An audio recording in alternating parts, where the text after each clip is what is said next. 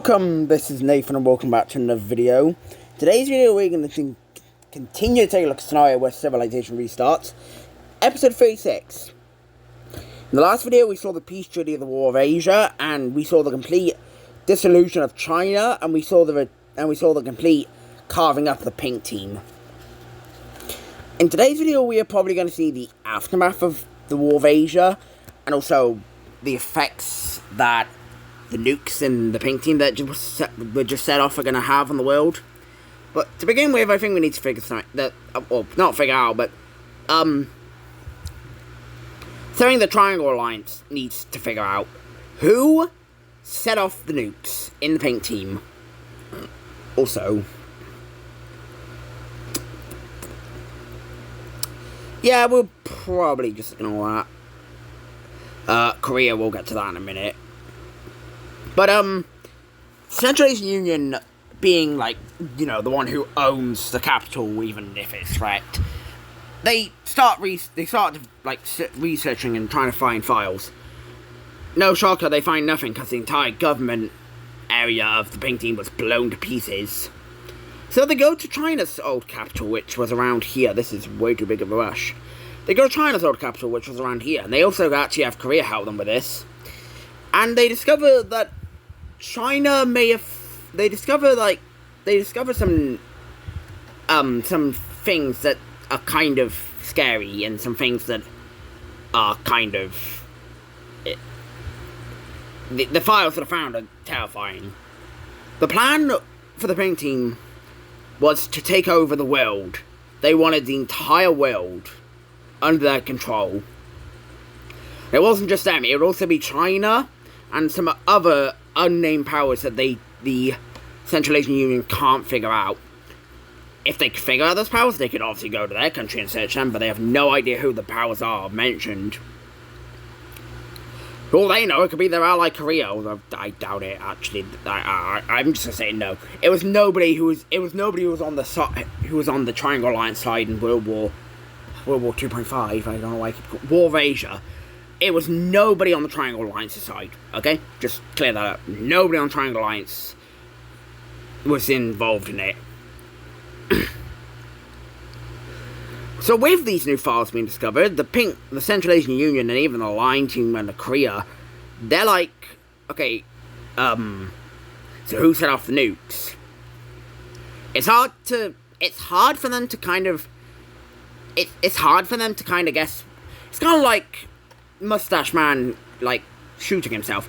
Nobody knows if he did do that. People just assume he did it.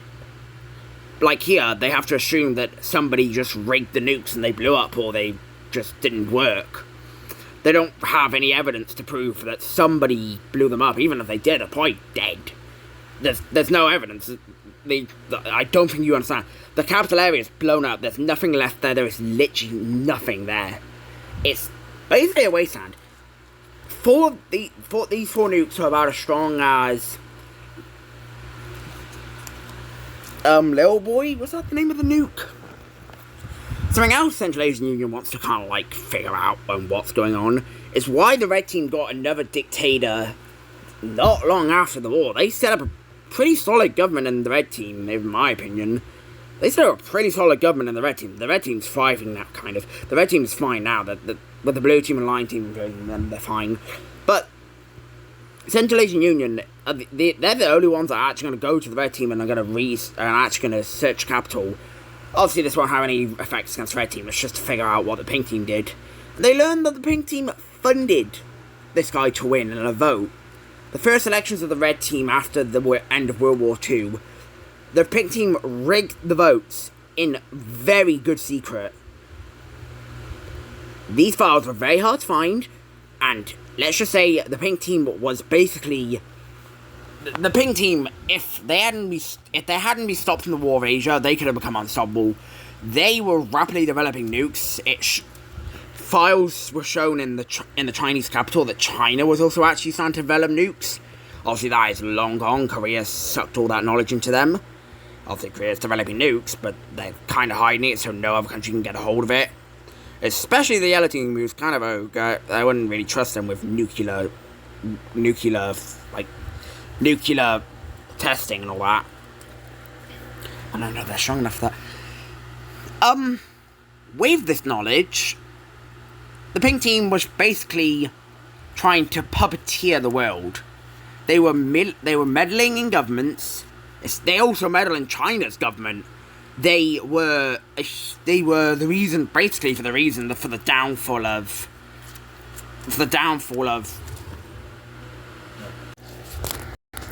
Anyway, the Pink Team was basically meddling in all the governments, trying basically puppeteer the world.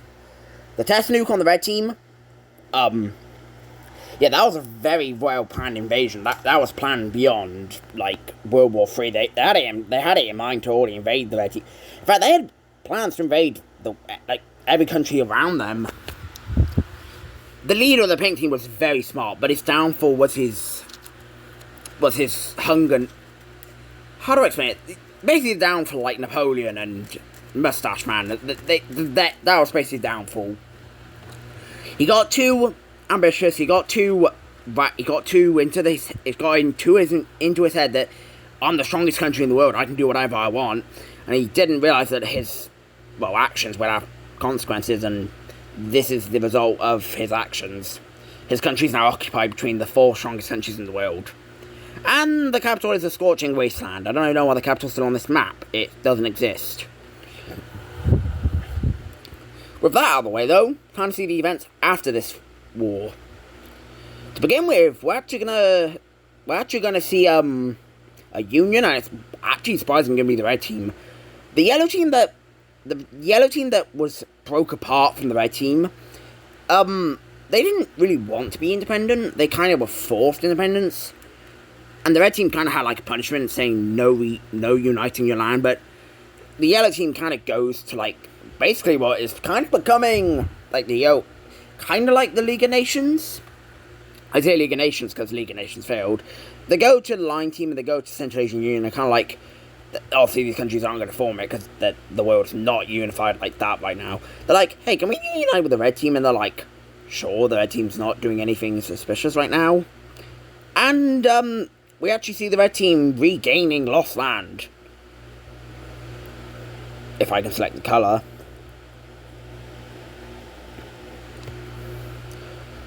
Obviously, the Red Team's still going to have limits. They're not going to be able to get to what they were in, like, World War II status. That thing is prohibitive from coming back. If they do anything now, this is probably going to be, like, the Red Team's last move for a long time.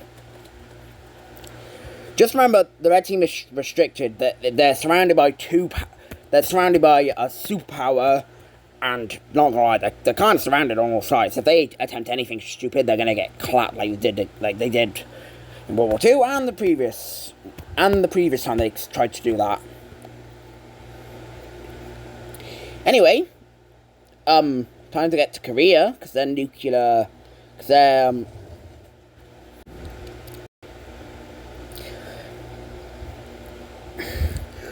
Korea, during the War of Asia, they were develop. I need to fix that. I'll fix that during the gap between episode 36 and 37.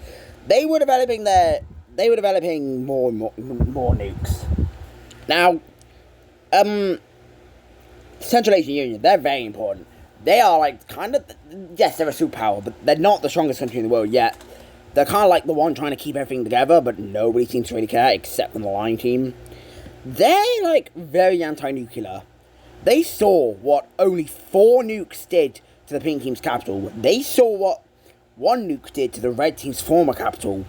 And the leader, who again is very smart, World War II guy, he's kind of get a bit old, but, you know, he'll be remembered as a huge part in the series because he is very important. He kind of goes to Korea and has a meeting with them and is like, and the Line Team, because that we'll get to them in a minute. They go to Korea and like, hey, maybe we shouldn't develop nukes. And Korea's like, why not? It's a good self-defense tool. And they literally point out to the Pink Team's capital, and they're like, yeah, but the chances of that happening are like slim to none. And then they say like, yeah, but if we start developing hundreds of these bombs, then who knows what destruction they could cause. Korea never listened. This was like kind of like after the War of Asia and also during the search of Chinese capital. And Korea's up to 11 nukes. Yeah. Anyway, on the topic of the Line Team, the Line Team has just developed their first nuke. This is the Line Team. Okay, maybe I should, maybe not. This is the Line Team, by the way. These are the Line Team nukes. These are not Egypt's nukes. Do not get that confused.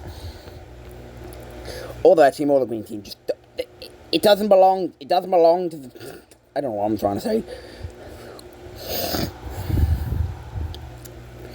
With the Line Team now entering into the nuclear power world, other countries are actually going to start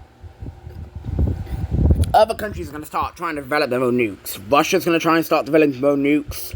The Turquoise Team is actually kind of starting to think about developing nukes. And the leader of the Central Asian Union, he comes out and says this.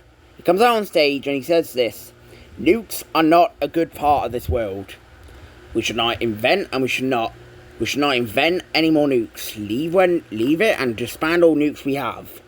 But during this speech, he gets assassinated. The leader of the Central Asian Union, who took this country through World War II, the genius mastermind who took the country through two major wars, World War II and the War of Asia, has just died at the age of 67 in the capital of the Central Asian Union. They try to save him, but it's still already too late. He's assassinated, and the assassinator is long gone. They have no idea who it was, and they have no idea what country it was. The entire world is baffled by this, because there surely could be no country that could even do such a thing. Almost immediately, the new Central Asian Union Vice President will come up and will immediately blame Korea. Korea will be like, okay, hold on, we did not do that. Why would we do that? Why would we do such a thing to your leader? And they're like, you refuse to start making nukes, and all of a sudden when this guy comes out on stage, he's dead. They also point fingers at the Russians for some reason. The Russians are like, we had nothing to do with this. We ain't even trying to develop nukes. Why would we care? And to be fair, that's a good point. They also throw accusations at the Blue Team, the Line Team, even the Turquoise Team, and even some like regional powers across the world, like Morocco, the Chocolate Team, Finland, the Pink Team up there. This really strains, that's the wrong layer.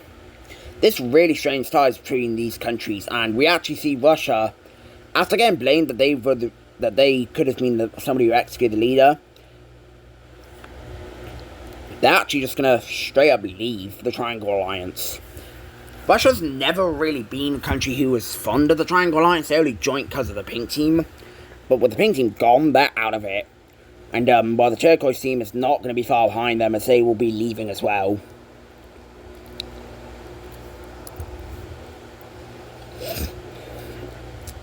The guy that kept the world united and very safe, he's just died. And the Vice President is probably going to take power by the looks of it. The Line Team will try and keep positive relations with this country, but the new Vice President is very, very, very, very being just super nasty to all these countries. Sure, she had a thing for that leader. They were very close friends. But what she's accusing is not right. She has no right to be saying that all these countries could have assassinated the leader with literally no proof. There is no proof. There is no proof at all.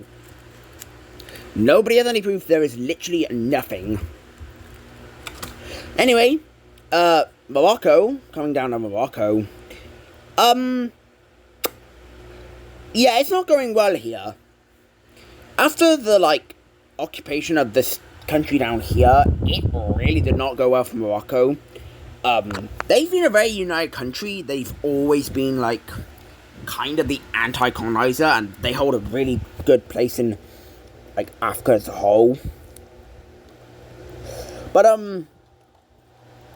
they're starting to kind of lose the trust. The people are starting to lose trust in the country.